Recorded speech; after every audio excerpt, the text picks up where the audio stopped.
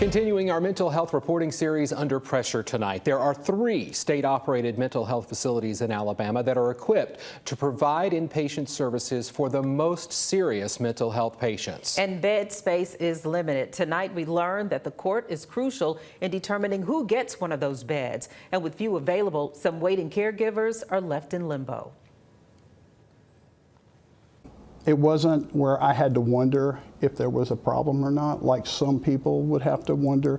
When Scott Jofrion learned a loved one living in his home was dealing with a mental health disorder, he said it became an immediate crisis. In my case, law enforcement was necessary. His loved one went to jail after it became apparent that his family member was a danger to others. And when things didn't get better, Scott had to make the difficult choice to have his loved one involuntarily committed to a mental health facility.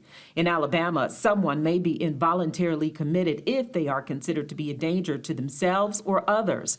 In 2022, lawmakers updated the law to include someone who cannot meet their medical and physical needs. Well, yes, you've seen families that are really, at their wits' end. They've dealt with this for quite some time. By the time a petition reaches probate judge J.C. Love, families and caregivers are desperate for help. Their loved one is now part of the legal system. And I tell folks that the people that we see in our courtroom are the regular, everyday people. The people that are your neighbors, that are your co-workers, that are in the choir with you on the usher board at work.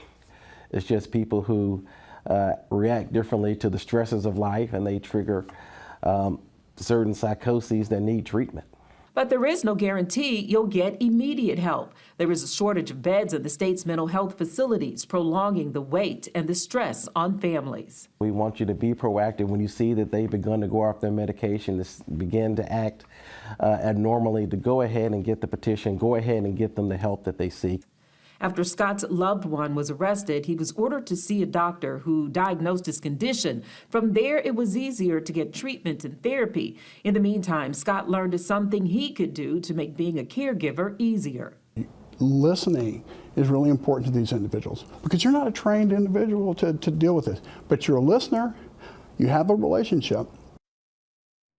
Now, if someone you know meets the criteria for involuntary commitment, evidence must be presented to the court by someone who has personally acknowledged acknowledged of a specific act or behavior. If that is determined, there will then be a hearing to determine whether or not the court will order inpatient treatment.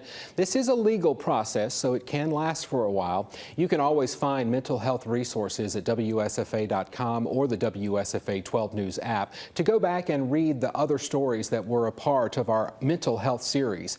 Go to WSFA.com/underpressure.